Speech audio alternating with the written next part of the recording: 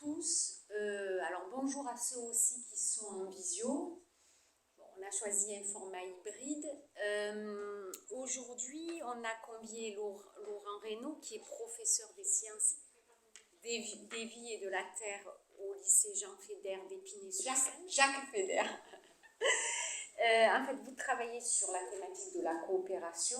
Vous avez publié dans la collection des cahiers pédagogiques un ouvrage qui s'appelle « Faire collectif pour apprendre », des clés pour mettre la coopération au service des apprentissages. C'est un ouvrage qui a été préfacé par Sylvain Connac et que nous, on a utilisé dans le cadre des journées d'information et de formation avec les correspondants régionaux de l'ESPER, parce qu'il donne des billes tout à fait opérationnelles en classe, donc par rapport à la mise en place des projets Mon entreprise sociale et solidaire à l'école. On avait partagé des méthodes que vous explicitez, des outils dans le cadre de cet ouvrage-là. Alors, je fais un peu la promotion, mais on ne me force jamais à la faire, donc parce que je trouve que le bouquin est intéressant. On a mis quelques exemplaires devant la porte, sur la table, si vous voulez en acheter, comme on avait fait pour Laurence Decoq. Il est vraiment intéressant et voilà, c'est un outil pratique. Aujourd'hui, on avait envie de partager avec vous, au travers d'un exemple concret, un projet qu'on pourrait qualifier d'utilité sociale, un projet intergénérationnel que vous avez mené, en partant de cette expérience-là, mais de toutes les autres que vous évoquez au travers de l'ouvrage, mais aussi par ailleurs. Dans un premier temps, nous expliciter ce projet comme un exemple concret, ensuite pour partager collectivement les leviers et les limites de la coopération quand on essaie de l'organiser en classe. Voilà. À vous la parole. Bon, merci beaucoup. Alors, j'ai compris que c'était une cérémonie pour la nouvelle année, ce sont des vœux. Alors, on va sortir sur des évidences. La première évidence, c'est bien sûr, je vous souhaite une bonne année 2024. La deuxième évidence, c'est que souvent, quand on va adresser des vœux, c'est la course un peu à l'originalité. Alors, peut-être dire une évidence pour être original, c'est que je nous souhaite plus particulièrement, peut-être plus spécifiquement, si on est présents ensemble aujourd'hui, que la pédagogie renverse la démagogie et à minima qu'elle puisse lui résister. Voilà. Et puis une autre évidence, c'est que souvent on adresse des vœux, et il faut bien l'admettre, ce sont de bien 20 mots s'ils ne sont pas couplés aux actes. Et donc je vous remercie à ce titre de m'avoir invité aujourd'hui pour vous partager justement, en tout cas parler ensemble de pédagogie, et plus particulièrement des pédagogies dites coopératives. On va y en dire deux mots, et puis coupler cela aux actes. C'est pour ça que le verbe a toute son importance ici, organiser la coopération, et non pas la livrer à la spontanéité. Voilà, et bien sûr, quand on veut organiser, on se heurte forcément à des limites qui nous invitent à trouver des leviers. Donc c'est ce qu'on va aussi essayer, ce que je vais essayer modestement de partager. Alors je dis je, mais en fait, pour être vraiment cohérent, je dois dire que ma voix est représentative en fait de toute une équipe qui travaille dans le lycée Jacques Fédère à Épinay-sur-Seine, d'enseignants qui ont décidé d'organiser la coopération. Moi je fais partie de cette équipe, et je vais vous parler du coup d'un projet, mais avant peut-être des réflexions qui nous animent. Voilà. Peut-être pour guider un peu, j'ai essayé de mettre un petit code couleur, parce que parfois je parle et je m'emballe. Alors du coup, la projection regardera sur Terre. J'ai mis en orange les limites et en vert les leviers. Voilà, ça c'est mon côté peut-être prof de SVT. J'aime bien les schémas et les couleurs. Alors au départ, on peut se dire, mais pourquoi en fait faire de la coopération en classe? Est-ce que c'est une lubie de moi, de mes collègues, et on s'est dit, tiens, on va faire coopérer nos élèves? Alors on se tourne assez spontanément vers les textes qui sous-tendent notre action au quotidien. Donc en l'occurrence, pour moi enseignant, les textes qui soutiennent mon action, c'est les programmes scolaires. Et on voit que dans les programmes scolaires, on retrouve le mot coopération à de multiples reprises, je les ai soulignés ici. Et puis quand on regarde un texte qui soutient plutôt les projets d'économie sociale et solidaire, ça c'est sur notre site, eh bien on voit que le mot coopération apparaît lui aussi de nombreuses fois. Donc au départ, ça peut être vu comme un levier, c'est-à-dire une récurrence commune, c'est-à-dire que les textes, le prescrit, nous encouragent à mettre la coopération au cœur de notre action. Et puis très rapidement, si on regarde un peu plus finement les textes, on voit qu'il y a des petites limites qui apparaissent. La première, c'est que parfois ce même mot est utilisé comme un objectif, c'est-à-dire qu'il faut apprendre aux élèves à coopérer. Et puis dans la phrase d'après, là on le voit très bien dans le programme de l'EMC par exemple, la coopération est présentée le même mot, mais cette fois-ci comme une modalité, c'est-à-dire un moyen pour faire coopérer les élèves. La phrase, c'est aux travaux qui placent les élèves en situation de coopération. Et donc, il y a une petite ambiguïté là. Est-ce que la coopération, c'est une finalité, c'est-à-dire qu'on doit chercher à apprendre aux élèves à coopérer, ou est-ce qu'au contraire, c'est une modalité, c'est-à-dire qu'on utilise la coopération pour que les élèves apprennent? Une deuxième ambiguïté, une deuxième limite, quand on regarde ces textes, c'est que parfois, on s'aperçoit que les mots coopération et collaboration sont utilisés comme des synonymes pour dire la même chose. Or, on le verra, enfin, je tenterai de vous le montrer, que ces deux mots sous-tendent en réalité des manières de faire très différentes avec des enjeux pédagogiques, voire politiques assez forts. Et donc, c'est important peut-être de clarifier. Alors, il faut être tout à fait honnête, l'idée ici, c'est de parler de manière authentique. Et en fait, il faut se dire que moi, en tant qu'enseignant, mes collègues, en tant qu'enseignants, si on a décidé d'organiser la coopération en classe, soyons honnêtes, ce n'est pas parce que le prescrit nous y invite. On l'a fait pour d'autres raisons qui nous animent. Et ça, on peut demander à un collectif d'enseignants, c'est ce qu'on a fait là, un groupe de collègues, de dire, voilà, qu'est-ce que vous pensez de la coopération en classe? Et donc, il y a un nuage de mots qui apparaît, alors plus le mot est épais, plus il y a de récurrence. Et au départ, c'est intéressant, parce qu'on voit que personne n'est contre. Tout le monde a écrit des mots. Personne n'a hurlé dans la salle en disant qu'est-ce que c'est cette histoire, etc. Donc il y a quand même, pour donner un contre-exemple à ça, parler d'évaluation sans note, il n'y a pas forcément la même réaction. Hein. Donc au départ, ça c'est un levier, c'est-à-dire que ça rassemble, le faire coopérer les élèves finalement, dont les enseignants peuvent être indifférents mais ils ne sont pas forcément contre, des parents d'élèves idem, et des élèves aussi en réalité. Donc tout le monde est semble-t-il à peu près d'accord avec cette histoire, même si on le fait ou non. Donc ça, au départ, c'est un levier. Et puis très vite, un peu comme les textes tout à l'heure, on arrive à des limites. La limite, c'est que si on regarde les mots, on voit bien que ce n'est pas tout à fait les mêmes ambitions. Parfois, il y a des mots qui sont dans le registre des valeurs, l'entraide, le collectif, la générosité, la fraternité. Et puis des mots, d'autres, qui sont plutôt du registre de la modalité, c'est-à-dire travailler en équipe, mutualiser, partager, échanger, soutenir autonomie. Alors, bien sûr, il y a une sorte d'opposition. Il ne s'agit pas d'en rester à cette opposition, parce que c'est tout à fait féconde aussi entre les deux. Mais c'est quand même intéressant de clarifier ce qu'on vise quand on se réunit entre adultes pour essayer d'organiser la coopération, parce qu'on peut déployer des outils, mais pas viser les mêmes objectifs. Donc c'est important de clarifier. Ensuite, on peut, je surfe un peu sur le vœu que j'ai formulé au départ, en prenant un peu la démagogie et en essayant de la traquer dans notre quotidien. Et alors souvent, quand on demande alors pourquoi on va organiser la coopération en classe, ou pour un projet d'économie sociale et solidaire, à la question du pourquoi, on peut parfois assez vite répondre, cet adage, cette citation là, qui est assez belle, quoi, c'est seul on va plus vite, ensemble on va plus loin. Je ne sais pas ce que vous pensez de cette citation, mais parfois on se cache un peu derrière ça en disant voilà pourquoi on va faire coopérer les élèves, parce que du coup ils vont aller plus loin ensemble. Bon, en réalité, c'est pour montrer que dans cette citation il y a un petit brin de démagogie, parce que quand on l'éprouve au réel, dans une classe, on voit bien que ça ne marche pas du tout. C'est-à-dire que si un élève qui est seul face à son activité, avec 10 questions, et qui bloque à la deuxième, vous allez voir qu'il ne va pas aller très vite. Hein. Il va rester bloqué à la deuxième et puis il ne va rien faire.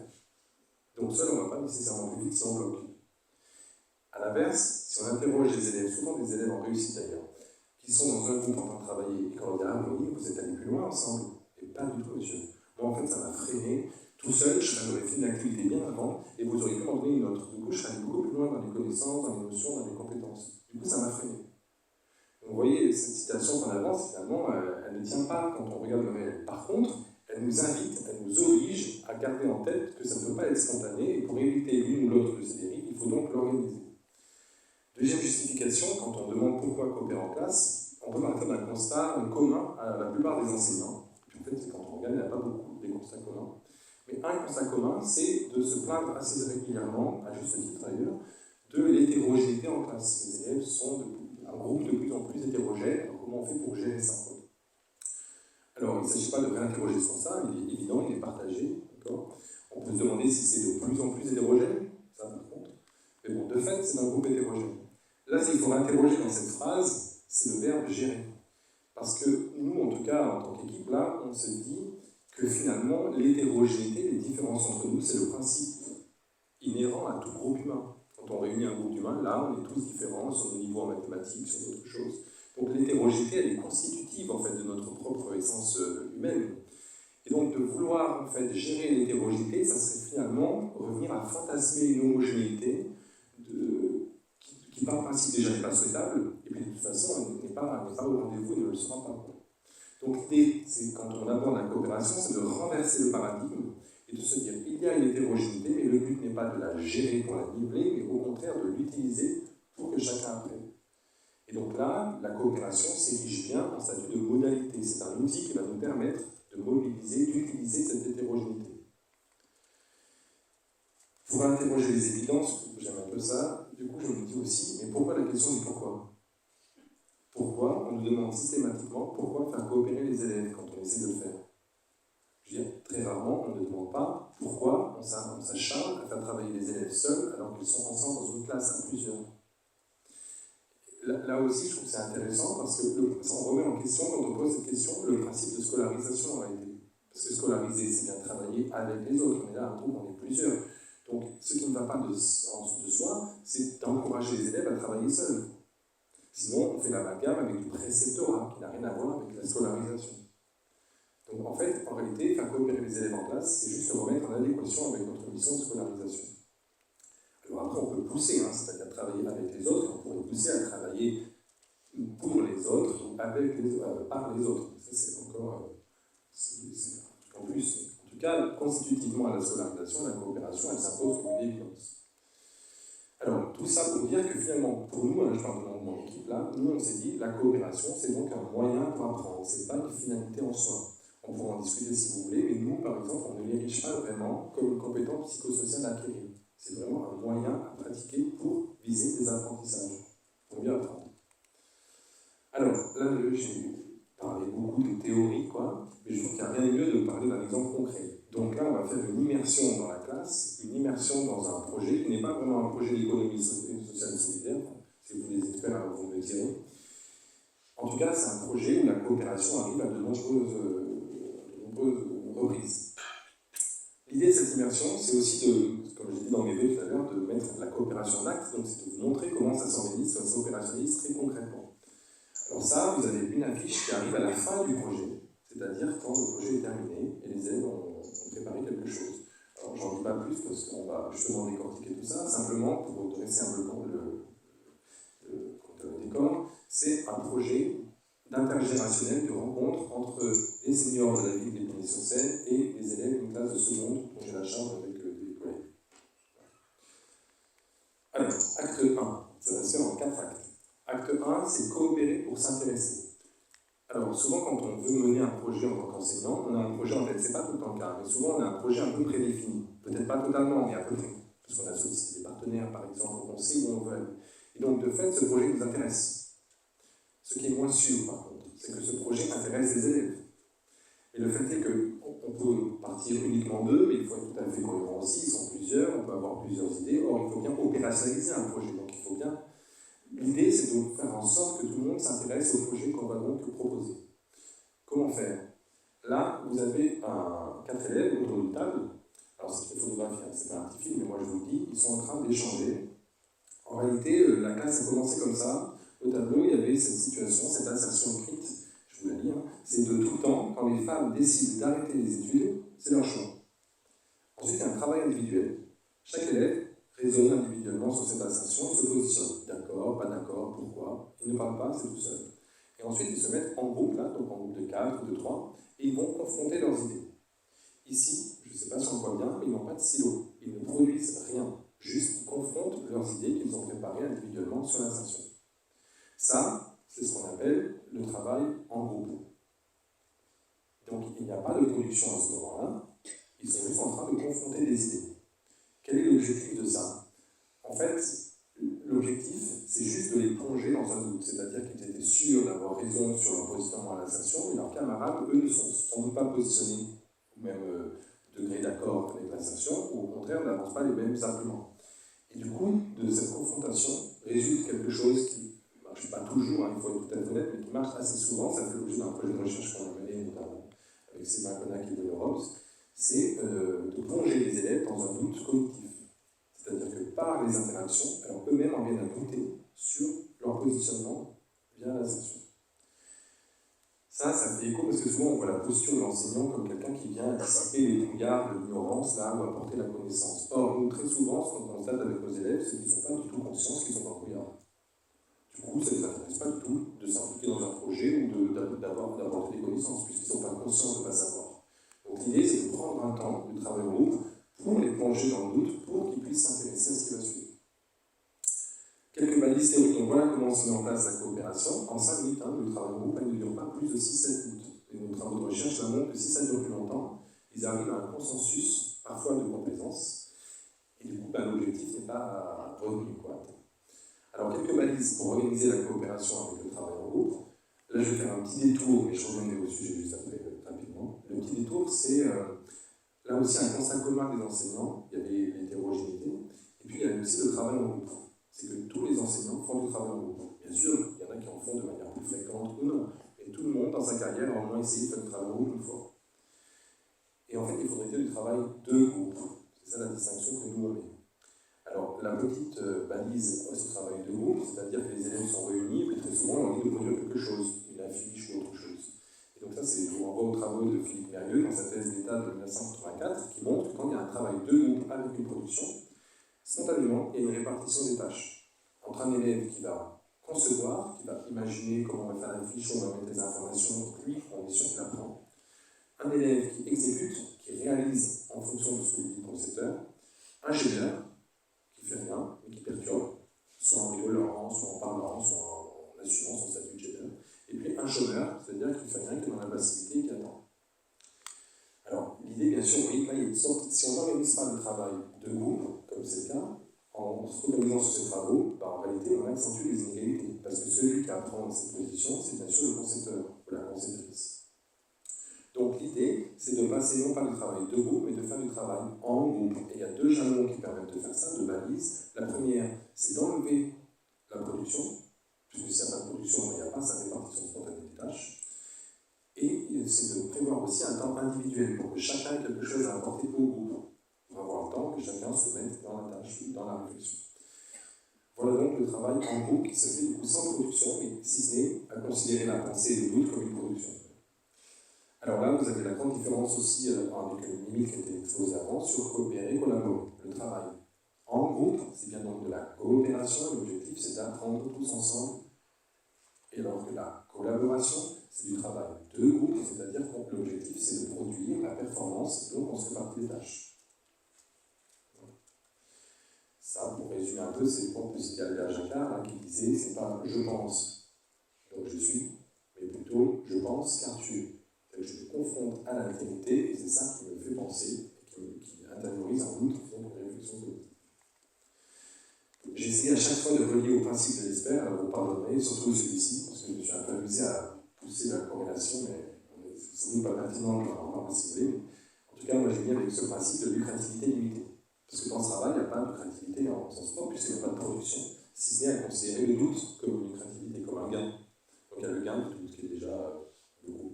Et puis, de manière plus pertinente peut-être, c'est juste le travail en groupe, c'est éprouver une démarche coopérative. Acte 2. Donc j'en reviens peut-être là, les élèves, du coup, à la suite de ce travail en groupe, ils doutent sur le fait, mais est-ce que les femmes, elles ont arrêté les études ou pas? C'est leur choix, elles l'ont fait délibérément, volontairement. Est-ce que c'est un tiers qui les a poussées à le faire? Est-ce qu'elles le font parce qu'elles sont poussées par d'autres circonstances sociétales, par exemple?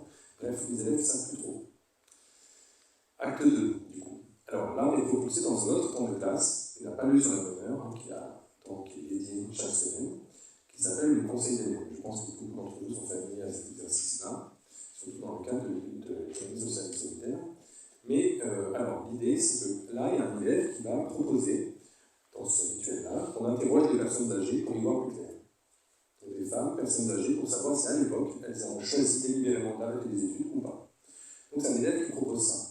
Ensuite, la proposition, elle est discutée. D'autres disent, ah bon, mais comment on va faire? Il y a un mardi, un jeudi, puis il faut contacter le club senior. D'autres vont dire, ah bon, on ne va pas y aller que pour ça, parce qu'ils vont dire, bon, on utilise. Ah bon, on pourrait faire un goûter. Ah bon, quel goûter? Mais vous apportez quoi? Donc là, vous voyez, la proposition est maturée par la discussion. Donc ces conseils d'élèves, ça fonctionne un peu comme ça. C'est-à-dire que c'est une instance très ritualisée. Chaque semaine, les élèves se réunissent. Il y a des responsables. Je fais vite, on y reviendra si vous voulez. C'est un distributeur de la parole qui distribue un bâton de parole. Il y a un protecteur de la parole qui va noter les élèves qui se moquent, qui bavardent en même temps, ou qui prennent la parole sans avoir un bâton. Il y a un responsable du vote, il y a un responsable du temps, puis un certain nombre de responsabilités comme ça. Et ça s'opérationnalise de la même manière, toujours de la même manière, c'est-à-dire qu'on suit en gros les étapes qui sont énoncées par Jean Le Gall, pour montrer en gros les jalons pour décider collectivement. Alors, il y en a 4, et c'est un peu ce qu'on suit dans ces conseils d'élèves. Donc il y a une phase de proposition où les élèves proposent. Ensuite, on passe typiquement le cas de ce que je vous ai ramené comme exemple. Ensuite, les élèves discutent en prenant la parole par le distributeur de parole. Donc, ils amendent la proposition, ils la contredisent, etc. Donc, on avance là-dessus. Ensuite, on passe à une phase de décision, je reviens juste après. Et puis, très important, il y a une phase d'application, c'est-à-dire qu'on fait ce qu'on a décidé. Et ça, c'est une particularité propre, vraiment très importante pour nous, conseils d'élèves, c'est que ça ne doit pas être un simulacre démocratique. Parce qu'on a vite fait tomber dans ce travers. Et pour ne pas que ce soit un simulacre, c'est que chacun fait bien ses responsabilités. Et ce qu'on décide, on le fait vraiment. Notamment, là, pour assurer ça, il y a des élèves qui sont désignés responsables, non pas de faire, mais de vérifier à ce que ça se fasse. Petite nuance, on en reparlera si vous voulez. J'insistais pour décider, parce que très concrètement, ce qu'on faisait au départ quand on pratiquait les conseils d'élèves, assez, encore une fois, dans un élan d'évidence, on a décidé par le vote. Or, ça, j'ai raconté ce que je disais qu'il faut mieux un tirage aléatoire, enfin, quoi, si on a un système pleinement démocratique. Donc, ça nous embêtait de faire un tirage aléatoire sur une proposition qui a été discutée. Donc, ce qu'on essaie de faire quand c'est possible, on ne le fait pas tout le temps, c'est de plutôt arriver à un compromis, c'est-à-dire de donner un compromis, consensus, mais en tout cas de donner la parole à ceux qui ont voté contre. Si on fait un premier vote, en fait, mais pas décisionnel, un vote consultatif, et ceux qui votent contre expriment pourquoi, et on essaie de faire évoluer comme ça. C'est bon, c'est difficile, et je n'ai pas toutes les clés en main, mais je suis preneur si vous en avez. L'idée du conseil d'élèves, là, c'est bien une instance coopérative qui est ritualisée, ça c'est un levier, c'est la ritualisation, c'est la répétition qui font que les élèves progressivement apprennent à décider ensemble. Et puis, moi j'ai mis aussi ça, l'objectif c'est pour nous, c'est de sursoir à la pulsion. Sursoir à la pulsion de prendre la parole, parce que je veux prendre la parole, en fait, je suis obligé d'attendre que le distributeur de parole me la donne, donc ça oblige à la maturation, exemple de l'idée. Sursoir aussi à la prise de décision, parce que parfois on décide d'une proposition, c'est pas celle qui a été énoncée au départ, tout ça évolue. Et sursoir, en fait, aussi de dire la proposition de partir, parce que souvent c'est un peu ça, on décide quelque chose et puis on part.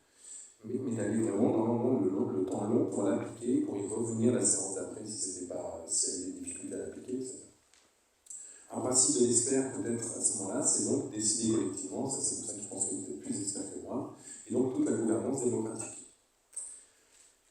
Acte 2, donc on en est que les élèves ont décidé collectivement d'aller au club senior pour interroger des femmes pour avoir accès à leur représentation sur les études quand elles étaient plus jeunes. Acte 3, du coup, coopérer pour faire. Vous voyez que là, on est sorti de la classe avec la photo. Nous sommes au club senior de la ville d'Épinay-sur-Seine où 3 élèves sont en train d'interviewer du coup les seniors. Je fais juste un instant, un pas de côté à cette photographie, juste pour vous ramener, partager avec vous 2 verbatims qui m'ont été dites dans la préparation de ce temps. Sur le chemin, quand nous sommes allés au club senior, il y a un élève qui m'a dit « Mais monsieur, on fait quoi s'il n'entend rien ?»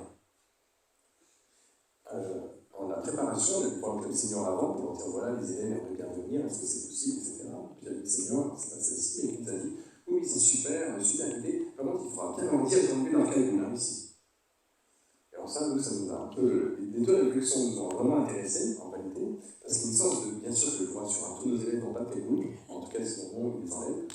Et puis, bien sûr que toutes les personnes âgées de l'Épinay-sur-Seine ne sont pas motivées sur eux. Mais il y a une sorte de méconnaissance réciproque des personnes alors qu'ils sont sur le même territoire et qu'ils se croisent. C'est-à-dire que le senior, pour vous dire quand même qu'il est à 5 minutes de l'établissement. Alors, ça, c'est la rencontre avec les seniors. Du coup, là, c'est ça qui cristallise un peu la coopération. Peut-être un point très important pour nous, là, comme une balise, c'est que nous, on a à cœur, parce que souvent, on peut, alors là aussi, on peut en discuter, mais un peu de démagogie, c'est qu'on dit souvent la coopération, c'est vivre ensemble. Pour faire société, il faut vivre ensemble. Et cette injonction est, 1, inopérante, 2, très culpabilisante.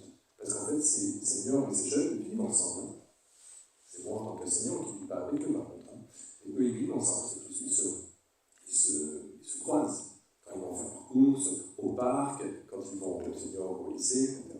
Donc ils se croisent. Mais ils ne se parlent pas. Ils pensent se connaître parce qu'ils ont bien un avis. Ils sont sourds, ils sont quelque chose. Mais ils ne se connaissent pas vraiment. Donc nous, l'idée, c'est vraiment de sortir de cette injonction de vivre ensemble pour aller dans quelque chose de beaucoup plus opérant et donc de passer du faire ensemble. C'est-à-dire que, pour être tout à fait clair, là, j'aurais pas dû utiliser le mot rencontre, parce que souvent, on fait l'amalgame avec discussion. Les jeunes, ils ne sont pas allés discuter avec les seniors. Ils sont allés les interviewer pour récupérer des éléments, pour travailler, pour alimenter un travail commun.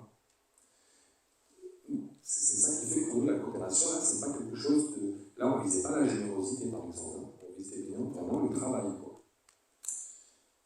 Après, de fait, il y a quelque chose qui percole, sans doute. Le principe de l'expert, c'est donc l'utilité sociale. Là, alors on parlait dans l'utilité sociale, mais vous m'éclairez plus, parce que ça, je l'ai pris dans votre texte fondateur à vous. C'est, pour moi, en tout cas, dans l'utilité, il y a l'utile. Donc il y a cette notion quand même de faire. Et puis, mieux appréhender son territoire, là aussi, ça parlait de soi. Peut-être aussi, ce qui est intéressant là-dessus, c'est qu'on pourrait critiquer l'image que j'ai prise. C'est-à-dire que c'est un jeune qui est sur un autre, de la rencontre. Alors, si on imagine mal un senior sur un jeune ou l'inverse. En réalité, là, on parle du statut des femmes, c'était une année, mais on fait ça chaque année. Et cette année, par exemple, la thématique, c'est le cirque. Donc on arrive à des choses comme ça. Et on n'est pas très loin, en fait, de la représentation. Mais encore une fois, là, il y a bien un acte de faire ensemble. Là, c'est encore plus important parce qu'il y a une association qui nous a aidés, vous doutez bien qu'on n'est pas très fort en cirque. Et donc, du coup, il y a vraiment une sorte d'éducation large, c'est-à-dire l'éducation scolaire, l'école, donc c'est nous, l'éducation des élèves, quoi, qui arrivent avec le protecteur en batterie familiale, tout ce qu'ils savent faire, et puis aussi l'éducation populaire avec des associations. C'est le travail commun autour d'une action, c'est-à-dire faire une activité de cirque qui nous a réunis. Acte 4. Là, on retourne à la classe. C'est coopérer pour s'aider. En fait, là, les élèves arrivent avec des données, ils ont des interviews des seniors, etc., et ils vont faire quelque chose. C'est-à-dire qu'ils ne le prennent pas forcément pour argent comptant. Ils ne vont pas livrer les paroles des seniors comme ça en disant en leur portant un crédit, un crédit absolu. J'aime bien cette phrase, là, c'est un élève, qui est d'ailleurs parfois pas très scolaire, qui a dit, mais moi en fait, dans le montage, parce qu'ils ont filmé les places de seniors, ils vont trouver après. Dans le montage, je vais rajouter un texte pour dire qu'en fait, ce qu'elle dit, c'est faux. Vous verrez, elle dit, oui, dans mon temps, il y avait très peu de femmes qui avaient le bac. Et lui, en faisant des recherches d'histoire, des recherches en SES, en sociologie, il a appris qu'en fait, pas du tout. C'était toute une tranche d'âge qui n'avait pas accès au bac, et pas spécialement les femmes. Quoi. Donc, il a rajouté ce texte. Et je trouve que ça, c'est intéressant parce qu'il s'autorise à réinterroger ce qui lui a été dit. Alors, bien sûr, quand ils ont réalisé ces vidéos, eh ben, il a fallu écrire du texte, il a fallu trouver des informations, il a fallu faire un montage vidéo, ce n'était pas une mince affaire. Donc il y en a qui savent faire des choses, d'autres non. Donc une sorte d'entraide qui s'est mise en place. Alors entraide, aide, tutorat, je ne veux pas distinguer les trois, peut-être on y reviendra si vous voulez. Mais l'idée ici, c'est peut-être de soulever une balise très importante. Parce que très souvent, quand on veut, à travers un projet ou à travers une action de place, catalyser ou générer une entraide, souvent ça marche comme ça. C'est-à-dire qu'il y a un élève qui a fini devant, il a terminé son travail, on lui dit t'as fini, super, va aider celui qui est là-bas. Souvent on le fait d'ailleurs. En fait, en faisant ça, on pense bien faire parce qu'on pense catalyser l'entraide, on est assez content de ce que l'on fait. Or, on se heurte à une limite, que j'ai mis en orange du coup, qui s'appelle l'effet tuteur, qui est un peu développé par Baudry, en 2002, en 2007, dans un ouvrage sur le tutorat, qui montre qu'en effet, quand il y a une relation d'aide, donc il y a une personne qui aide, une personne qui se fait aider, celui qui progresse avec certitude, c'est celui qui aide. Pour trois raisons. 1, il répète, donc il mémorise. 2, il explique, donc il passe dans des niveaux d'abstraction du concept plus élevés, il y a une sorte de distanciation, donc il apprend mieux le concept. Et 3, il est valorisé par le fait qu'il explique à l'autre. Donc lui, on est sûr qu'il progresse. Celui qui se fait aider. Il faut être tout à fait humble. Peut-être qu'il progresse, peut-être que ça aide, mais peut-être que ça n'aide pas. Ce dont on est sûr, par contre, c'est qu'il intériorise, qu'il apprend, qu'il a besoin de quelqu'un d'autre pour faire. Or, on ce là on risque. Mais bien sûr, si on couple ça à des analyses de quelques catégories socio-professionnelles des parents, qu'est-ce qu'on voit? C'est que souvent l'élève qui a fini avant, c'est déjà l'élève en réussite et qui est issu des catégories socio-professionnelles supérieures. Et donc en faisant ça, cette espèce d'aide spontanée, et bien en fait, on accentue les inégalités sociales ou les inégalités scolaires. Alors, une fois qu'on a dit ce levier, on peut dire, oh là là, on ne peut jamais l'entraîner. Chacun va rester à sa place. L'idée, c'est bien sûr de ne pas s'arrêter à ça, mais c'est de mettre un levier qui est un jalon, de se dire, ok, quand on veut organiser l'aide, il faut toujours qu'il y ait une réciprocité. C'est-à-dire qu'à un instant donné, il y a quelqu'un qui aide, qui se fait aider, mais dans une discipline après, sur un autre projet, ou dans un autre niveau de compétence, c'est-à-dire là, par exemple, le montage, de dire, on inverse. de veiller en tout cas à ce que tous les élèves qui se font aider soient passés à un moment donné dans la posture de celui qui aide. Alors le principe de l'espéranza, c'est peut-être développer le pouvoir d'agir, mais encore une fois, la préciser, parce que développer le pouvoir d'agir, c'est peut-être le pouvoir d'agir de chacun, mais grâce aux autres. Je peux agir grâce aux autres, parce que je vais aider, parce que je me suis fait aider, avec une réciprocité. Acte 5, c'est fini. La vidéo est prête, ils ont fait le montage, etc. Donc là, je peux vous montrer ce que ça donne, peut-être, et puis après, on pourra peut-être une petite conclusion provisoire, et puis des questions si vous voulez. Mais je trouvais ça intéressant de vous livrer quand même ce dont je parlais depuis le début. Hein, donc, voilà. Je ne sais pas, niveau technique, comment on fait, ça dure que 3 minutes. Hein. Je te donne le micro si tu veux le son. Oui. Je ne sais pas d'où il sort sur l'ordinateur. Merci.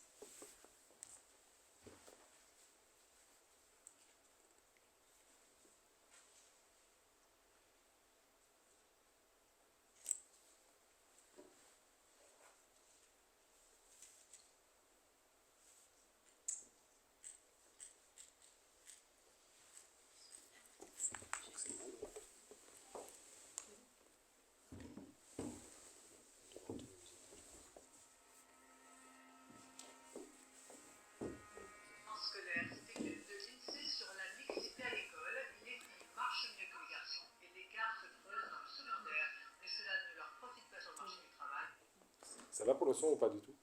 Vous entendiez ou pas? Vous entendez? Pas très, c'est ça. C'est bon. On entend quand même. J'ai pas de vision, mais... Sinon, je vous donnerai le lien. Si vous voulez. Mais je pense qu'on entend.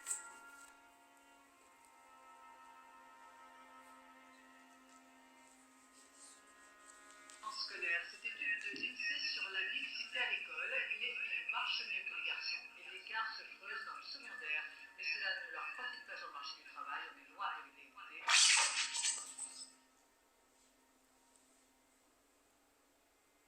Toutes les filles sont scolarisées depuis 1880, mais elles ne suivent pas les mêmes études que les garçons. Par exemple, à l'école primaire, les filles apprennent la couture. L'école sert à former des femmes ouvrières. Une maman qui avait aucun diplôme et un papa qui avait, ça s'appelait un certificat d'études. C'est-à-dire il avait été à l'école jusqu'à 13-14 ans.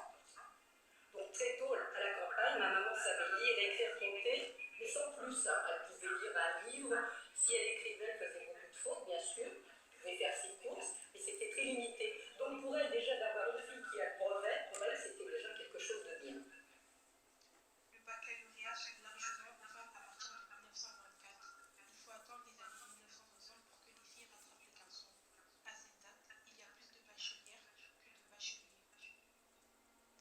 J'étais ce qui s'appelait, c'est encore le brevet. Oui, voilà. Moi j'étais jusque-là, et autour de moi j'avais pas mal de copines, il y en a une qui a été au bac. C'était très rare le bac à l'époque. Elle dit que le bac est très rare, c'est vrai, mais pas seulement pour les filles. Moins de 20% des enfants d'une génération sont bacheliers. En 1970, contre 60%. En 1969, l'école primaire est ouverte, ainsi que le lycée de l'enseignant. À l'école on te disait t'es secrétaire, t'es coiffeuse, t'es caissière, c'était pas imposé, non mais c'est ce qui était proposé en quelque part. Voilà. Et puis il y a un problème aussi, c'est qu'il n'y avait pas beaucoup d'études supérieures, et puis les écoles étaient très chères. À l'époque, les parents, il n'y avait pas les mêmes moyens. Mais bon. Aujourd'hui, les femmes ont une part d'études supérieures à se mettre, mais elles sont toujours moins payées parce qu'elles travaillent plus souvent que les hommes. On ne faisait pas d'études, c'est ça le problème. Si tu veux, on ne forçait pas, on ne te disait pas ah bah ça serait bien, après le brevet, tu travailles bien, d'aller là c'est là, tout le monde te disait bah elle bossait. Elle bossait. Autour de moi, le bossait de gens de 17 ans. Tout à fait, oui, on était un peu les parents. Non, et puis, les mères ne travaillaient pas, il y avait qu'à ça, il y a la grève.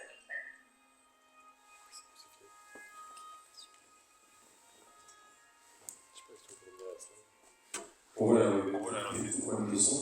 Mais en fait, au final, je vais montrer parce que je vais parler que de ça, mais je pense que c'est pas vraiment ce qui les intéresse. Ce qui nous intéresse, c'est tout le process, quoi, parce que c'est là où se joue la coopération. Parce qu'en tout cas, nous, et on peut en discuter de ça, mais en tout cas, nous, on a vraiment clarifié notre intention qui est de mettre la coopération au statut de moyens. C'est pour ça que ce qui m'intéressait, c'est de partager avec vous tout le process, c'est pas la finalité. Moi, je vous l'ai montré. En conclusion provisoire, parce qu'en fait, on n'a jamais fini avec ces histoires de réflexion et de mise en acte, quoi. Peut-être donc de clarifier dans une équipe pour soi qu'est-ce qui relève de la modalité et de la finalité quand on veut organiser la coopération en classe.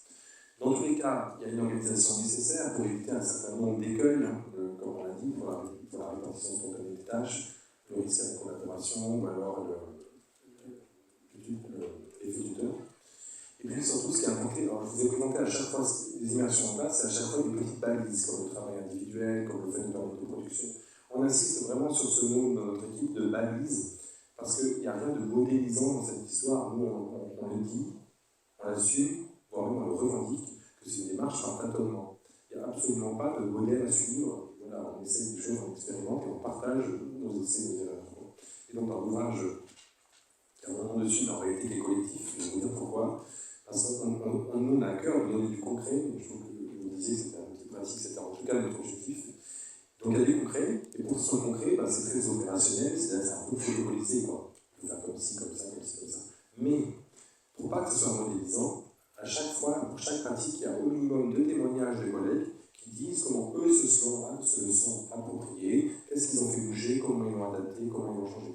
Et c'était vraiment très important pour nous, parce que derrière ça, il y a quand même eu la vision de l'enseignant ou du pédagogue plutôt plus large, qui n'est pas un simple exécutant d'un protocole ou quelque chose de standardisé, mais qui est vraiment un concepteur, quoi, qui adapte les choses et qui réfléchit avec. Et peut-être pour finir sur ces évidences-là, qui est un peu le principe de tout en filigrane avec le vœu initial, c'est finir avec les mots d'Albert Jacquard qui change un peu d'objet, qui regarde la solidarité. Et là aussi, je trouve sur la solidarité, on a beaucoup d'injonctions à être solidaire, beaucoup d'injonctions à faire des choses solidaires, etc. Alors, économie sociale et solidaire, vous êtes aussi plus expert. En tout cas, moi j'aime bien ces mots, donc je vous les livre. C'est la solidarité dans le monde n'est pas d'abord une valeur, mais un fait. Nous sommes solidaires, reliés inextricablement les uns aux autres comme un univers dans lequel nous vivons. Et je trouve c'est intéressant parce qu'il renverse aussi le paradigme en disant on est solidaire, c'est pas un objectif de l'être. Et c'est juste à nous d'incarner le fait de mobiliser cette solidarité pour diverses actions communes. Et c'est peut-être ça aussi faire collectif, pas nécessairement pour apprendre, mais pour faire société. Voilà, merci beaucoup. Et je rejoins cette passionnante histoire. Merci beaucoup. D'abord, peut-être, est-ce qu'il y a des questions pour... on n'entend pas bien? Ah, il n'est pas allumé. Si, allumé. Voilà. Peut-être dans un premier temps, est-ce qu'il y a des questions pour préciser ce qui a été présenté, le projet intergénérationnel, la démarche, et puis aussi d'autres questions plus larges? Je ne sais pas si tout a été clair. Moi, j'ai pas une question, je ne veux pas exagérer non plus. Non, moi, dans quel cadre on fait ça? C'est-à-dire quelle discipline, le cadre par rapport au programme de structure scolaire? On peut prendre peut-être plusieurs questions et après, s'il y en a d'autres. Non, donc tu peux répondre, du coup les autres ils vont réfléchir comme le travail individuel. Merci pour la question, parce que pareil, si on veut opérationnaliser, il faut que tout le monde puisse trouver des interstices pour faire ça. Alors, de manière très concrète, là, le travail en groupe qu'on a vu au départ, ça se fait sur un temps, on sacrifie une discipline, quoi. Donc c'est-à-dire sur une heure d'histoire géo, sur une heure de SVT, etc. Voilà. Le conseil d'élèves, ça se fait chaque semaine sur un créneau de MC. Donc on fait le MC comme ça. Ensuite, la rencontre, elle s'est faite là aussi sur des créneaux, parce que là on est contraint aussi par un club senior qui a ses horaires souvent l'après-midi. Du coup, pareil, on sacrifie des heures de cours pour y aller, quoi. Mais souvent, les collègues, c'est encore une équipe qui est derrière, sont assez favorables au fait de ne pas faire cours d'histoire et de SES, mais plutôt aller au club senior. Voilà, ça se justifie en plus après dans le cadre du traitement des programmes en disant on a traité le programme mais d'une manière qui n'était pas en place, quoi. Voilà un peu pour les interstices. Je ne sais pas si dessus. Quand on se penche un peu sur les programmes, il y a plein de trucs à le lycée, je ne sais plus comment ça s'appelle, je ne sais plus les mots là, le lycée démocratique, s'appelle celui-là? Le lycée du partage? Non, le lycée. Autogéré? Non, il y a un label qu'on distribue au lycée quand ils font des projets. C'est nouveau, ça, c'est là. Le lycée engagé. Ah oui, Je vais relever ça. En tout cas, peu importe le label, ils ne sont jamais associés à une dotation ou alors à un créneau spécifique. C'est toujours fait pour labelliser des choses en plus, avec, mais jamais, ça n'élargit jamais le cadre. Donc là, c'est vraiment un groupe de profs qui s'entendent bien et qui mettent besoin de trucs. Je ne sais pas si on s'entend bien. En tout cas, on s'accorde. Oui, ça va un peu avec l'équation. Est-ce qu'il y a d'autres questions? Je voulais savoir si le MC était porté par d'autres enseignants que les profs d'histoire géo. Et je voulais savoir comment les élèves avaient perçu tout le projet.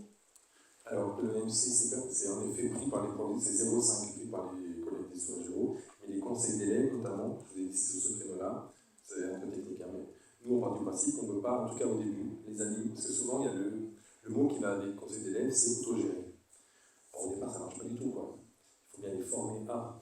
Donc, nous, on tient au fait de faire de la co-animation sur ces temps-là, donc d'être au moins deux.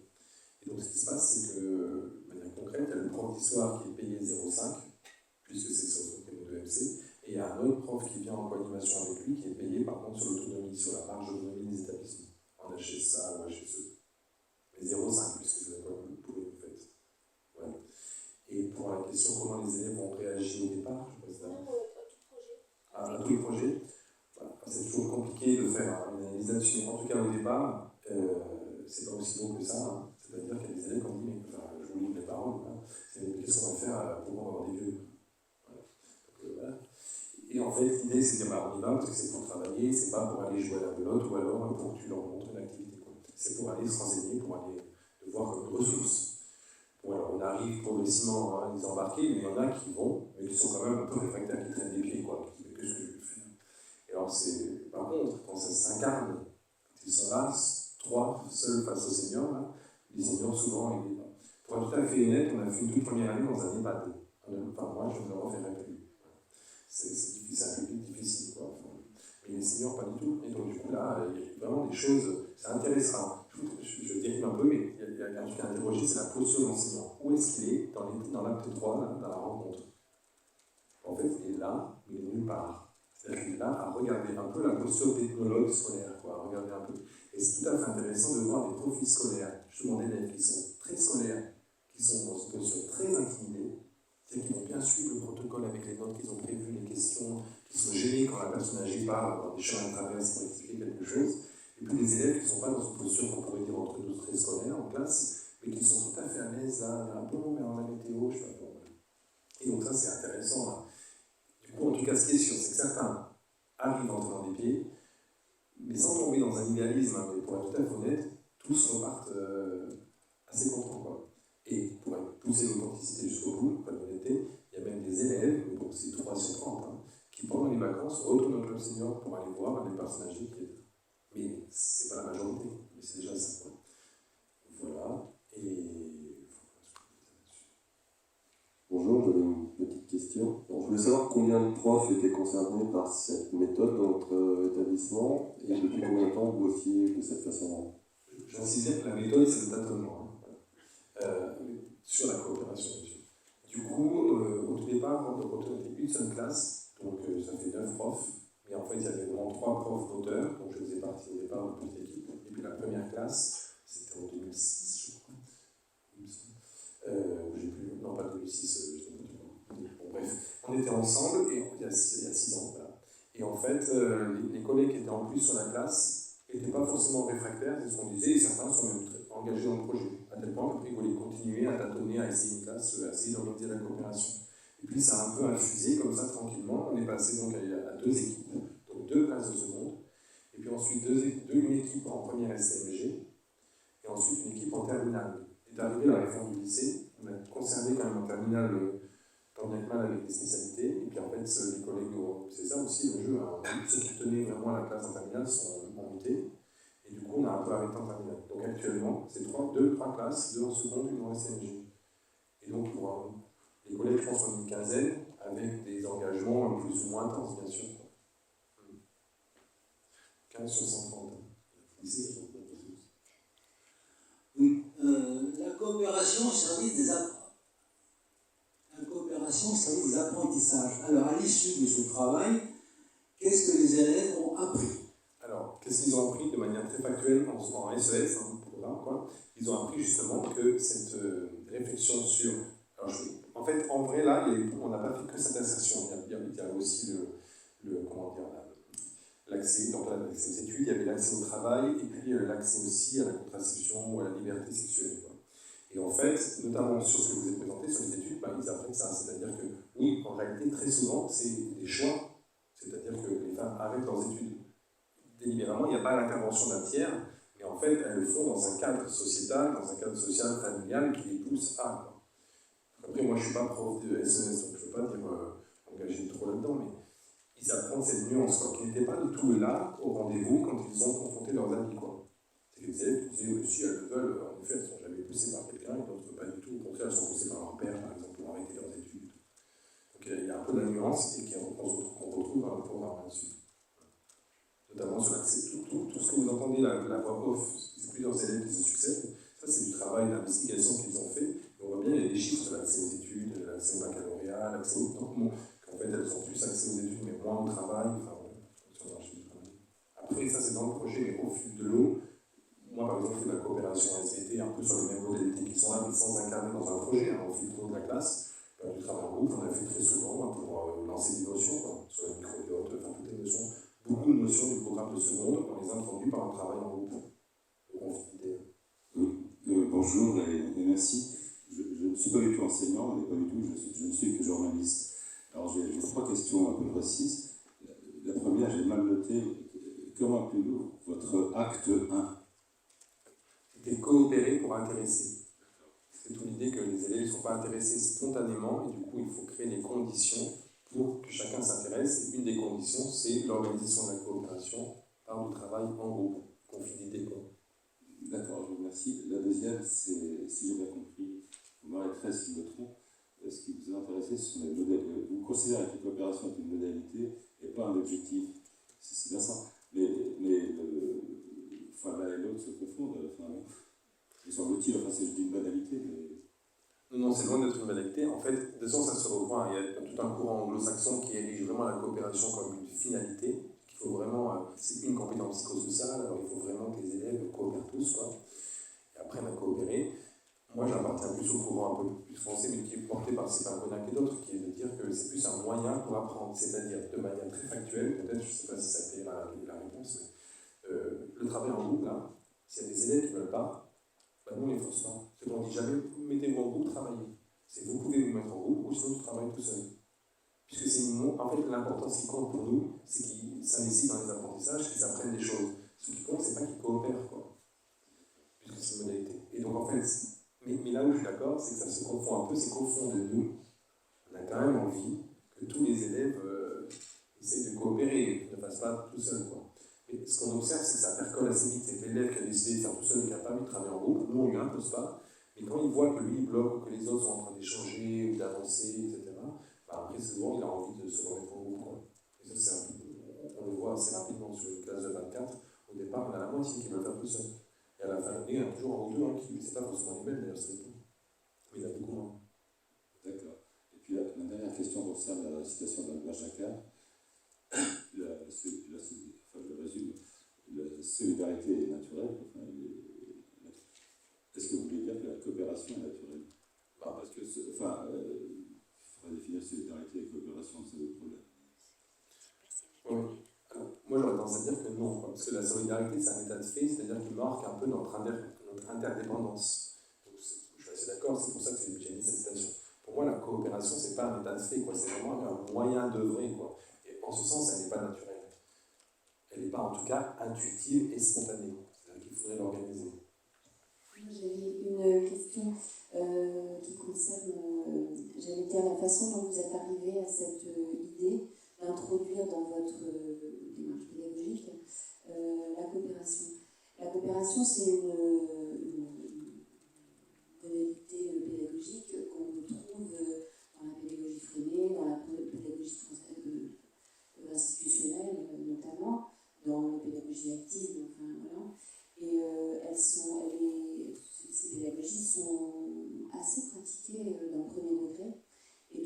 sont bien moindres dans le second degré. Et donc, vous qui êtes professeur dans le second degré, comment est-ce que cette idée vous est apparue comme fructueuse finalement? Parce que c'est un peu ça votre démarche, à la fois qui est expérimentale, mais qui est aussi engagée. Oui, pour faire un petit historique, en fait, nous, c'était juste un ensemble d'enseignants, donc 3 ou 4, là, où on s'est dit un peu, c'est quand même, c'est personnel peut-être, mais on a des élèves de seconde qui arrivent, on en voit certaines difficultés, on les quitte en juin, ça n'a rien à changer, quoi. Donc c'est une sorte de lassitude en disant, mais où est notre action on ne voit pas forcément de plus-value, quoi. Donc on a décidé de faire autrement. Et en fait, on a un fonctionnement un peu particulier, je trouve, maintenant à en parler, c'est qu'on ne s'est pas plongé trop dans la littérature ou autre, on a essayé un peu par empirer. C'est pour ça qu'on tient à la démarche par tâtonnement. Les conseils d'élèves, par exemple, on se dit on va faire un temps où il faut décider, on faisait des choses un peu n'importe comment, parfois, enfin voilà. Je dis n'importe comment parce qu'après, justement, c'est parce qu'on a essayé de manière un peu empirique, on s'est rapproché du courant de l'éducation nouvelle, tout l'héritage pédagogique, en effet, d'ailleurs on voit le conseil d'élèves sur un projet d'interroger, on le retrouve dans plein de courants pédagogiques portés par l'éducation nouvelle, mais en réalité, il y a à chaque fois une nuance, quoi. Il faut qu'ils voient l'organisation du travail, là où ils voient plutôt la régulation du conflit. Donc c'est toujours quelque chose de ritualisé, de fréquent, mais pas le même rituel tout à fait, et pas les mêmes objectifs non plus. Donc en fait, ça montre aussi que l'héritage pédagogique, c'est super pour s'inspirer, et pas forcément pour modéliser. Voilà. Et puis après, on s'est tourné aussi très rapidement, voyant qu'un peu on tâtonnait, vers la recherche. Notamment, rapprocher ces marconnages, on a fait avec Paul Rhodes, un travail sur le travail en groupe, justement, pour voir si vraiment ça fonctionnait, cette histoire du conflit collectif. Et je trouve que ça, c'est assez intéressant, enfin, il me semble, dans ce parcours-là, c'est qu'il y a vraiment un tâtonnement pédagogique assumé, on teste des choses, mais qui est quand même balisé, jalonné par l'héritage de l'éducation nouvelle, qu'on assume totalement, et puis aussi des apports de la recherche contemporaine, sciences de l'éducation ou autre, mais qui n'enferme pas, qui jalonne le chemin. Et je trouve que le chemin, c'est la ligne qui est une traçon au regard du réel et de comment on l'adapte. Et alors, comme vous disiez, au premier degré, c'est très répandu, et encore, et un peu plus que dans le secondaire. Et là, forcément, quand on essaie de transposer des choses dans le secondaire, c'est pour ça que la question de la structure était, à mon sens, importante. C'est très vite qu'on a vite fait d'arrêter en disant, en fait, c'est pas possible. Je pense notamment au plan de travail, nous, on bute sur cette question. C'est dans le premier degré, le plan de travail, pas la feuille de route qui dit, il faut faire ci, ça, et puis tu choisis dans l'ordre. Mais vraiment, le plan de travail au sens freiner, où la coopération est nécessaire, moi, je le dis bien modestement, je n'arrive pas pour l'instant à le transposer dans le secondaire. D'autres collègues y arrivent mieux. Donc la transposition dans le second degré est beaucoup plus difficile. Mais ce n'est pas parce que c'est difficile de construire des limites qu'il ne faut pas se résigner. On peut être découragé, mais on n'a pas le droit de se résigner. Moi, j'étais prof pendant, je suis à la retraite, mais bon, j'ai enseigné un peu ce que tu racontais, je retrouve beaucoup dans tout ce que tu dis. Donc j'ai des petits doutes sur des petites choses. Donc, par exemple, quand tu dis, on les met en groupe et ils exposent leurs doutes entre eux et surtout ils n'écrivent pas. Et ça, moi j'ai toujours exigé qu'ils écrivent parce que les élèves qui n'écrivent pas, ils ne bossent pas. Tu vois? C'est-à-dire que je leur disais plutôt, il y en a un qui va. Les rôles changent tout le temps. Il y en a un qui écrit, il y en a un qui parle, et les deux autres qui apportent des idées parce que les autres, ils n'ont rien à écrire, rien à dire. Mais tu vois, je ne vois pas bien. Donc, dans ton dispositif, ils doutent ensemble et après, qu'est-ce qu'ils font de leurs doutes? Évidemment, ils les communiquent aux autres et donc le problème de la hiérarchie se repose, la répartition des rôles. Alors, il n'y a pas vraiment de répartition des rôles parce qu'il y a vraiment, ils écrivent, mais tout seuls, dans un temps individuel en amont. Je vais te dire un peu vite, mais il y a des situations pour lesquelles ils écrivent tout seuls. Après, ils se mettent 3 ou 4, et là, juste, c'est un échange. Alors, on pourrait discuter de ça, ils n'écrivent pas, donc ils ne bossent pas. Je trouve que là, il y a aussi une empreinte de dérive productiviste, de cette vision-là, parce que parfois, là, manifestement, on ne produit rien. Alors, on peut se dire qu'on ne travaille pas, en plus on est assez confortablement assis, etc. Mais en réalité, il y a peut-être un point. Enfin, moi, par exemple, je travaille un peu, parce qu'il y a des choses que tu me dis où je vais peut-être modifier des choses. Je veux dire, il faut aussi assumer que le débat d'idées, c'est aussi du travail. Mais là où tu as raison, c'est que parfois, nous, on ne le fait pas comme ça. Le travail en groupe, il y a d'autres collègues qui l'organisent un peu comme nous, avec les mêmes objectifs, mais qui mettent en plus des responsables. Donc, le responsable du temps, qui veille à ce que tout le monde est plus exprimé dans le temps, en effet. Et le secrétaire qui va noter, mais attention, il note. Parce que le problème, c'est pour ça qu'on hésite, tout à fait. Là, pour le coup, je livre un tâtonnement. On hésite à ça parce que mettre un secrétaire, parfois, ça tend à savoir quoi écrire, et donc ça tend au consensus. Or, nous, tout ce qu'on veut, c'est qu'il n'arrive surtout pas à un consensus, puisqu'on veut qu'il doute. Donc c'est pour ça que le secrétaire, moi je me questionne un peu, mais voilà, d'autres le font. Mais dans ce cas-là, les secrétaires, dans ce cas, le font, c'est qu'ils doivent marquer les désaccords qui sont exprimés dans le groupe, ou les questionnements qui surgissent. Et alors après, la troisième question, parce qu'on en a deux, trois cachés, c'est la troisième question, c'est qu'est-ce qu'on fait après quand ils sont en doute? Alors pour vous livrer de manière très claire, tout le travail de recherche qu'on fait avec les deux chercheurs, là, on est arrivé à un moment où en fait, on s'est retrouvé nous-mêmes dans le doute, c'est-à-dire que Sylvain Konak, lui, il doute, c'était l'objectif. Donc il ne faut pas s'interdire de transmettre la connaissance. Donc en fait, on livre le bilan à ce moment-là. Et puis pour une Europe, c'était plutôt à dire, bon bah non, c'est quand même toute une démarche constructiviste, quoi. Donc en fait, ils doutent et on leur donne une batterie documentaire ou une activité qui va leur permettre de lever leur doute. Ils ne partagent pas leur question. Le doute n'est pas partagé par le monde. Oui, pardon. Alors, il y a le travail individuel, le travail en groupe, et après un travail collectif où ça, c'est l'enseignant qui prend la main, qui essaye de faire. Vous avez dit quoi? Pour essayer de faire partager des doutes à l'ensemble du groupe, quoi. Pour faire confronter des idées qui émergent du groupe. En tout cas, c'est comme ça qu'on pratique, hein, je ne dis pas, c'est comme ça qu'il faut faire. Mais voilà. Et donc, nous, on aussi, c'est-à-dire que des fois, on fait du travail en groupe comme ça, et on donne les bilans, et après, il y a une activité de réinvestissement, ou parfois, on ne donne pas le bilan, et on cherche une activité. Ce qui est intéressant, c'est que nous-mêmes, alors que notre travail de recherche, c'était le travail en groupe, le conflit collectif, socio-collectif, on s'est retrouvés nous-mêmes dans un conflit socio-collectif. C'est pas grave, ça fait du travail méta. Voilà, mais en tout cas, je pense qu'il y a. C'est vraiment, je suis insisté sur les balises, c'est comme ça qu'on procède, parce qu'on a avancé comme ça avec la recherche, quoi. Tu vois, moi, il me semble que tu peux faire un peu ce qu'on fait de modalité, l'idée, c'est d'avoir en tête, se dire, je ne veux pas de hiérarchie en classe. C'est-à-dire, quand chacun émet ses doutes, là, tu peux aussi retomber dans un travail, mais pas le bon élève qui va dire des questions et les mauvais élèves qui disent rien. J'imagine que le prof, il a ça en tête, il va dire, c'est vous qui parlez, c'est vous qui parlez, des débrouilles. Pour rebondir là-dessus sur la hiérarchie à ce moment-là, c'est intéressant, c'est toujours poser la question, où est le prof? Donc, où est le prof quand les élèves sont en petit groupe de 4 là et ils se confondent? En fait, il écoute. Il ne passe pas forcément, parce que ça, on a observé que quand on passe, en fait, on freine les échanges. Mais par contre, il passe là où il y a un consensus qui apparaît, parfois l'idée, pris par un leader, quoi, qui va dire c'est comme ça, et du coup les autres, donc là il y a cette fameuse hiérarchie.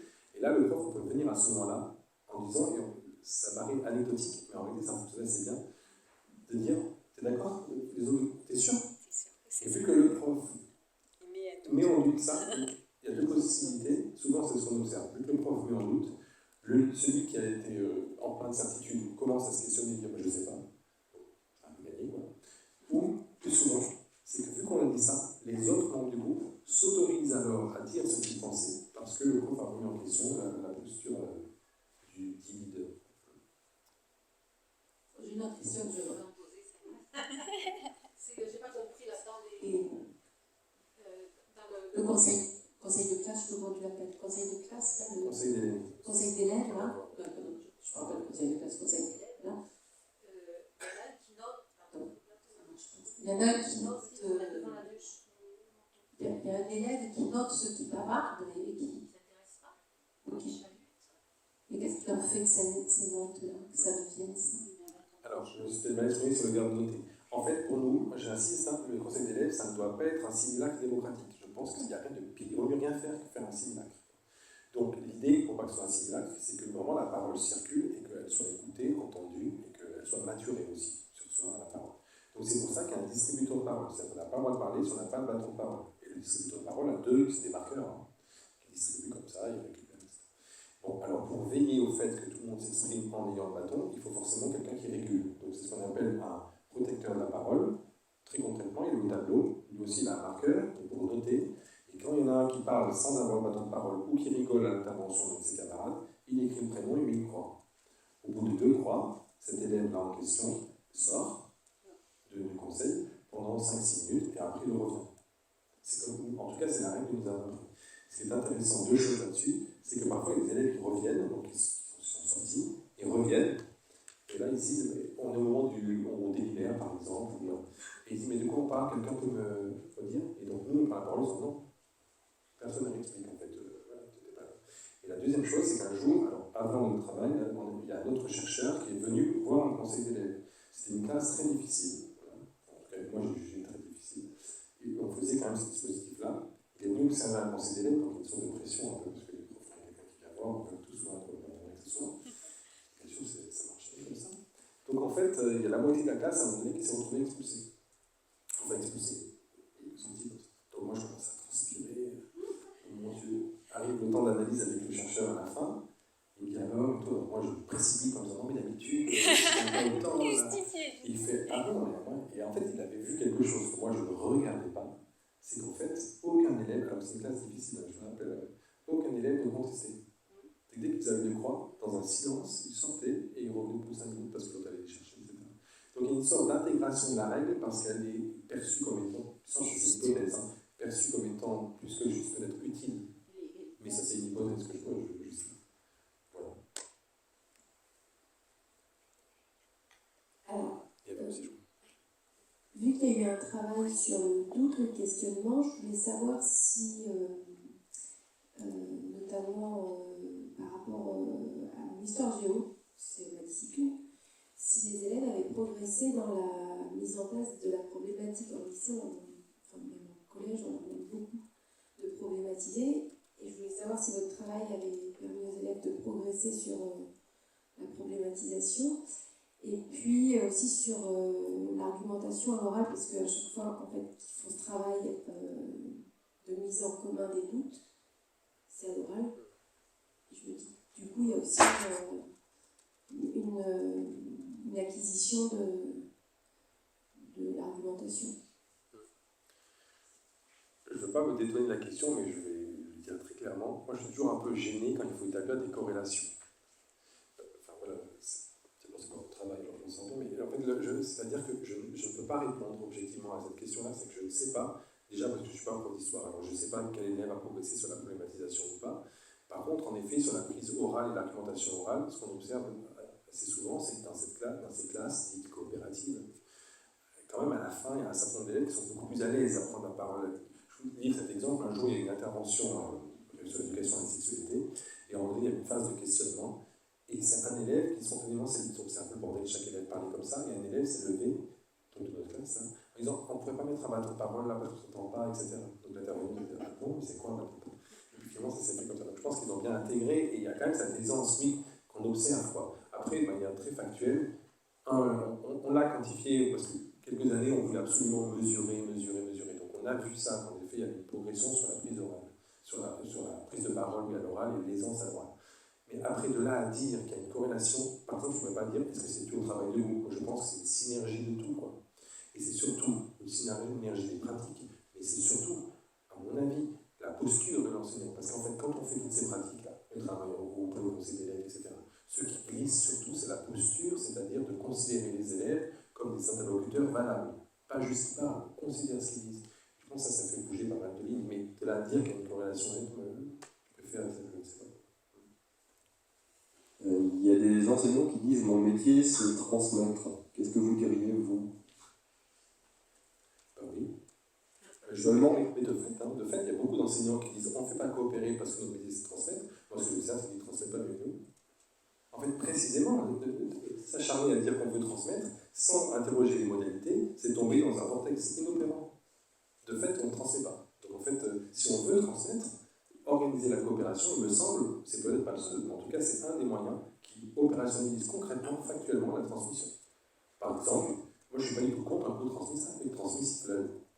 Je ne posais pas la question, parce que je n'ai pas la réponse, mais je peux vous dire, est-ce que vous ennuyez?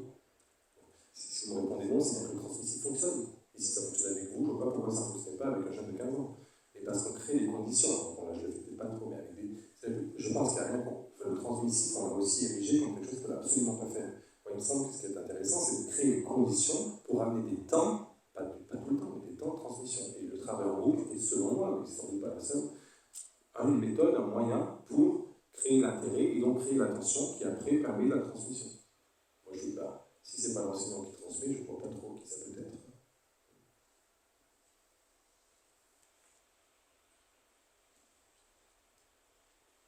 C'est plus une réflexion, hein, c'est pas forcément une question. Parce que là, vous parlez de coopération en classe. Moi, je me situe plutôt, donc du coup, on parle d'élèves, etc. Moi, dans la structure dans laquelle je travaille, on travaille plutôt avec des enfants ou des jeunes, pas forcément dans le temps scolaire, mais dans tous les temps de la vie sociale. Donc, on va parler plutôt d'enfants, de jeunes, etc. Et donc je trouve que du coup, de situer la coopération comme en fait une procédure, un moyen, c'est une approche assez fonctionnelle, etc., dans un cadre fermé. Mais si on l'élargit dans la société, d'ailleurs quand l'ouvrage il est faire collectif pour apprendre, je pense que l'objectif, qui peut être plus politique, c'est-à-dire qu'on est quand même dans une société aujourd'hui où faire collectif est extrêmement important, puisqu'on est dans une société où de plus en plus les enfants et les jeunes sont dans des situations d'individualisme, etc., etc. Donc voilà, donc je pense qu'on peut donner une dimension plus politique à la question de coopération et d'en faire une finalité voilà, dans la construction d'un citoyen, si on élargit en dehors de la classe, de mettre en place. Et c'est un petit peu par rapport à ce que dit Jacques. Donc c'est pas pour. Mais là, quand il évoque la solidarité comme ça, c'est pareil, il l'évoque d'un point de vue, je sais pas, pratiquement physicien. C'est-à-dire qu'on est, effectivement, on est à un moment donné, je sais pas si on est sur une branche, on est solidaire de l'art, etc. Mais bien sûr qu'il y a quand même une dimension plus politique. Alors, je sais pas si c'est une valeur, mais c'est un autre sens du mot de solidarité qui va renvoyer au don, au partage, voilà, à l'inégalité, ou des choses comme ça. Je pense qu'il y a les deux. Voilà, moi c'est juste ce que je voulais dire. Donc c'est pour ça qu'effectivement, que ce soit un moyen ou un objectif, c'est quand même très très très très lié, parce que faire collective aujourd'hui, c'est une dimension politique assez forte. Je pense qu'il faut dans les différents lieux éducatifs qu'on mette en place, et aussi au niveau de la formation des jeunes en tant que citoyens. Mais pour poser la réflexion, deux éléments, je vais encore rester dans la classe après promis j'en sors, c'est en effet nous là, parfois on est clair sur c'est un moyen, parfois on l'a un peu moins. Par exemple, il y a des temps en début d'année, on a témoigné notamment dans le cahier pédagogique qui est juste là, c'est comment on forme les élèves à la coopération, c'est qu'on fait des temps où on forme les élèves à coopérer. Par exemple, on va les former à bien demander de l'aide, à bien aider, pour éviter ce qu'on a dit tout à l'heure. Donc à ce moment-là, en effet, dans ces temps de formation, la coopération, c'est bien une finalité finalement. Donc vous voyez, même des fois, on n'est pas très au clair. Moi, je suis assez d'accord que ça se mélange. Et pour sortir de la classe, comme vous le disiez, là, dans l'ouvrage, à la fin, le dernier chapitre, ça ouvre justement là-dessus, c'est-à-dire voir l'éducation, pas juste apprendre, c'est-à-dire l'éducation au sens large, l'éducation familiale, l'éducation scolaire, l'éducation populaire. Et comment on fait coopérer les trois pour que ça soit efficient, en fait. Alors, en termes de valeur, ou même en termes d'apprentissage, de prise en compte des jeunes. Et je trouve qu'en réalité, il y a quand même des choses c'est qu'on essaie de montrer comme des choses qui rebondent, qui font écho. C'est-à-dire que l'éducation familiale et l'éducation scolaire, si on les fait se rencontrer, parfois un conseil d'élèves, par exemple, ça peut être c'est plus un conseil d'élèves, il faut plus l'appeler comme ça, mais le fonctionnement du conseil d'élèves peut être tout à fait pertinent, quoi. Ou alors, ce que j'essaie de montrer là, avec les associations qui viennent travailler ensemble. Avec le collègue, on fait une formation sur l'éducation et la sexualité. Moi, je suis assez sidéré à chaque fois de voir que quand des collègues veulent faire, je sors du champ, faire de l'éducation à la sexualité, sans doute par malaise ou autre, ils réfèrent à une association. Donc, il y a un certain nombre de dérives, c'est parfois des associations qui arrivent, qui demandent même ce n'est pas l'enseignant, ou alors qui prennent des tangentes qui ne vont pas tout à fait, quoi. Et en fait, je trouve qu'il ne faut pas abandonner son statut de pédagogue, c'est-à-dire que oui, on peut faire avec une association, parce que je pense qu'il faut le faire, mais il faut faire avec. Il ne faut pas solliciter une association pour faire à la place de, je trouve. Une fois qu'on a posé ça, après, justement, il faut travailler ensemble, échanger, etc. Et là arrive la coopération entre ces différents acteurs. Et après, il faut bien, ça c'est vous qui êtes plus expert, il faut bien la catalyser, il faut bien l'organiser, cette coopération entre plusieurs acteurs. Il faut quand même la rendre fonctionnelle, si on veut que ce soit une valeur qui soit incarnée, je trouve. Donc peut-être que ces mêmes outils, on peut aussi les transférer avec des adaptations et des particularités autrement que dans la classe. Je ne sais pas. Mais je suis assez d'accord qu'il faut voir parfois comme une valeur, parce que c'est porter un peu l'action. Là, c'est. Merci.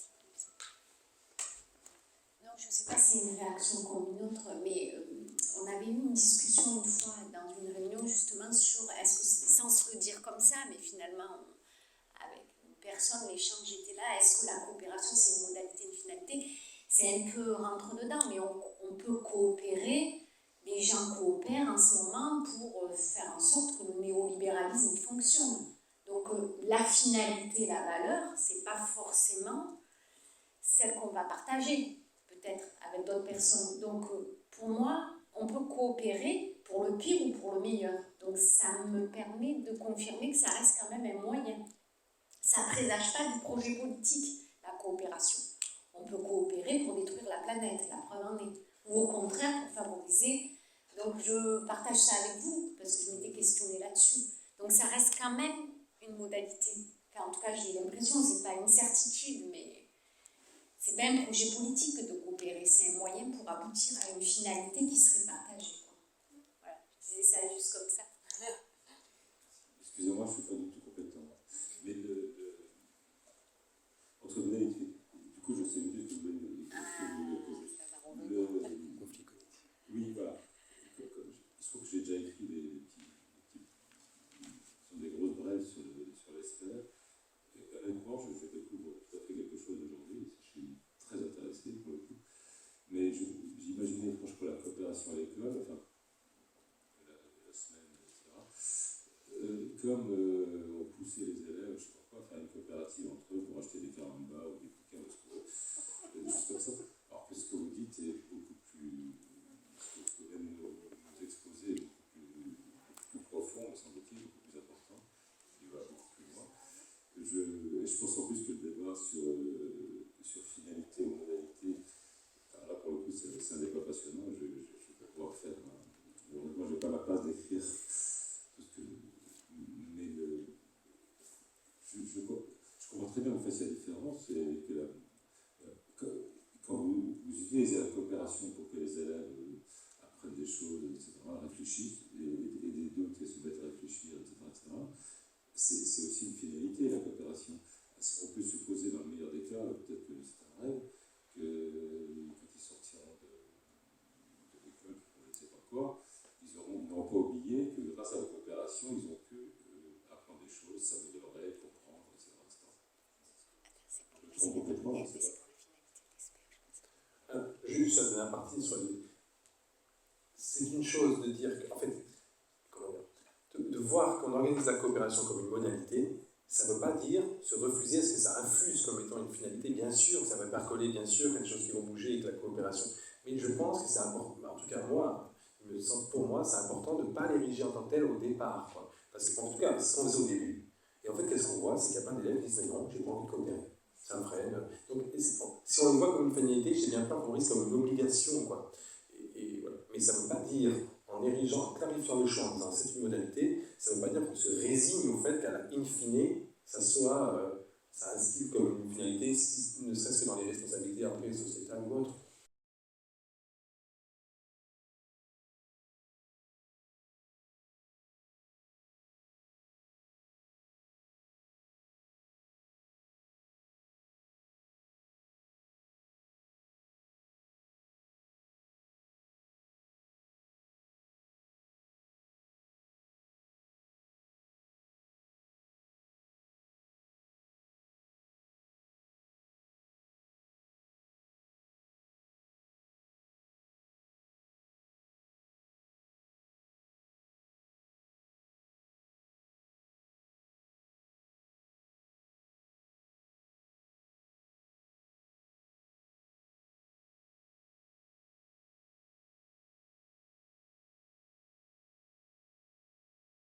Peut-être une petite nuance qui peut aider là.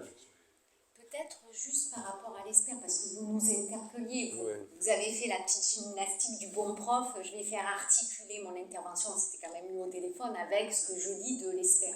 Donc c'est tant mieux que vous soyez venus pour vous dire qu'il y a une ambition un peu plus importante de l'ESPER que vous aviez perçue avec la semaine.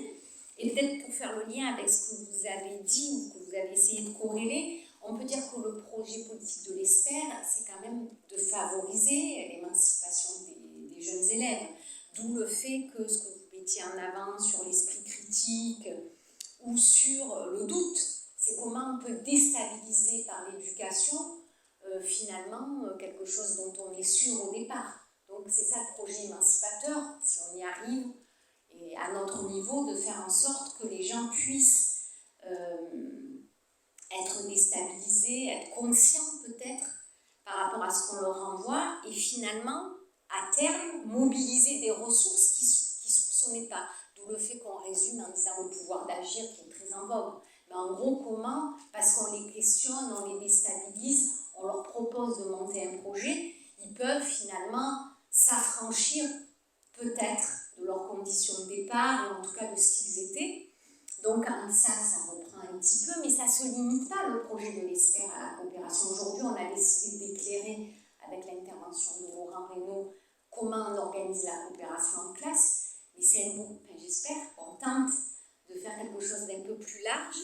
Et du coup, dans l'éducation à l'économie sociale et solidaire, par rapport à ce que vous essayez de mettre en avant, alors je dirais que là où vous avez essayé, c'est un peu tiré par les cheveux, c'est dire lucrativité limitée. Là, j'ai dit là, tenter le truc.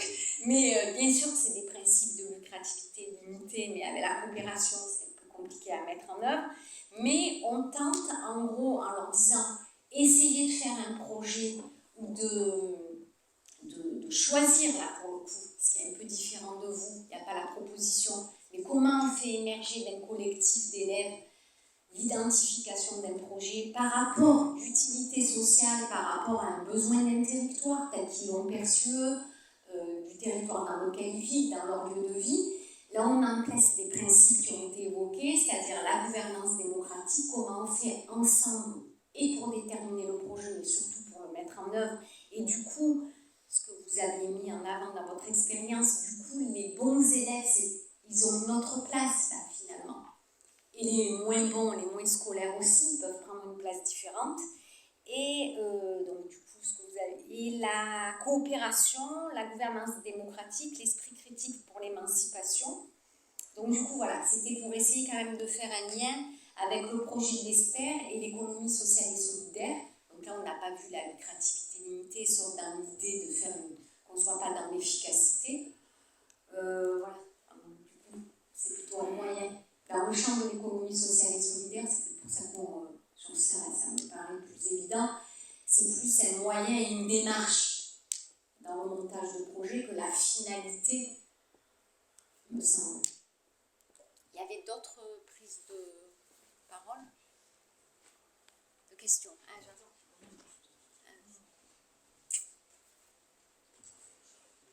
Oui, ce qui m'a intéressé tout à l'heure, c'est quand vous avez été chercher dans les textes officiels s'il y avait des choses qui relevaient de la coopération ou pas. Alors, la question serait, est-ce que vous avez vraiment... Vous avez dit que vous avez trouvé des choses, mais bon, qui étaient quand même assez superficielles, voilà. Et oui, pourquoi ce désir d'aller chercher dans les textes officiels? Est-ce que c'était pour vous prémunir déjà de choses qui peut-être pouvaient se retourner contre vous, etc. Parce que mon impression, j'ai travaillé pendant des années, notamment sur le collectif, sur la formation des délégués des élèves, sur le travail à l'équipe des professeurs, etc. Et je me suis rendu compte que c'est un travail qui n'est pas encore vraiment très répandu dans notre système scolaire. Et j'ai l'impression en plus que les évolutions actuelles amènent de plus en plus à rendre le prof plus fort encore qu'il ne l'est aujourd'hui, parce qu'on estime que voilà, l'autorité de ceci. Voilà. Donc, il me semble que le chantier est voilà, à ses débuts dans ce système de fonctionnement que nous avons encore en France. Voilà, mais c'était le début. Pourquoi vous avez été chercher cela? Et constatant que, bon, après tout, même si ça n'est pas prioritaire dans nos textes, ça n'empêche pas qu'on puisse engager des choses, ce que vous avez fait, vous en dites. Je pensais avoir été explicite, mais en fait, au départ, je parlais des textes, mais très rapidement, j'ai dit qu'en fait, pour être authentique, en tout cas, nous, notre action, c'est pas, on n'a pas décidé d'organiser la coopération parce que c'était prescrit. On l'a fait plutôt par d'autres volontés, ce que j'ai expliqué après. Bien sûr qu'on a cherché quand même dans les textes pour voir si on est dans les clous, parce que moi je tiens quand même au fait qu'on est tous enseignants dans l'éducation publique, et que du coup il garantit une sorte d'égalité de traitement, et que ça on le retrouve dans un texte fondateur qui soutient l'action collective. Quoi. Donc il faut quand même s'inscrire dans ces textes-là, c'est un peu la différence d'autres courants. Quoi. Et il s'avère qu'en effet dans les textes, hein, maintenant, au collège, là, parce que moi je suis parti sur mais en fait, le mot coopération apparaît, c'est même un objectif, quoi. Il faut travailler la coopération, il faut travailler avec et pour la coopération. Donc ça, c'est vraiment une compétence du centre, quoi. Donc c'est dans les textes. Après, ce qui est intéressant, c'est parfois, moi je trouve que c'est ce que j'essaie de faire ressentir, c'est cette ambiguïté entre coopération et collaboration. Et il y a un rapport, par exemple, de l'inspection générale qui, justement, parle de collaboration. Je trouve qu'il y a tout un... C'est intéressant quoi, de voir un peu ce que ça engage. Quoi. Le fait que c'est pas totalement synonyme.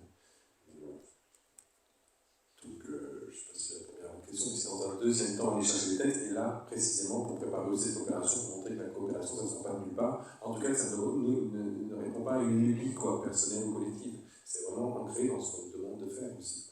Est-ce qu'il y a d'autres questions? Non. Alors, du coup, Bertrand Souquet est malade, donc je le transforme en Bertrand Souquet. Il ne peut pas vous souhaiter ses meilleurs vœux, donc je le fais pour l'ESPER, au nom de l'ESPER, ses administrateurs, l'équipe salariée, le meilleur pour vous, pour vos proches, sur tous les plans. Et puis vous dire justement, en continuité de ce qu'on dit, que dans le contexte actuel, sans revenir sur les résultats de l'étude PISA, qui montre quand même qu'il y a une reproduction sociale assez forte en France, et puis dans un contexte où les principes républicains sont quand même ébranlés avec la loi sur l'immigration, j'espère qu'on partage en commun, collectivement, dans le projet aussi modeste de l'ESPER, de faire en sorte que dans certains espaces, justement, on tente de faire en sorte que le principe républicain d'égalité, de liberté et de fraternité puisse s'exercer là comme on peut modestement. Et donc je vous souhaite le meilleur et je vous remercie de faire en sorte que le projet de l'association, le projet associatif vive dans les territoires, que vous le relayez, que vous le reportez. Et voilà, donc je vous remercie de votre présence et on va continuer ensemble comme on peut, là où on peut, voilà. Et puis il y a un petit pot si vous voulez voir volontiers, et avant, parce que sinon je vais perdre ma crédibilité, ma légitimité, si vous voulez acheter des bouquins, parce qu'il est intéressant, pas pour une promotion gratuite, il est là sur la table. On a de la monnaie si vous voulez, voilà. Ben, merci. Merci à vous. Ouais.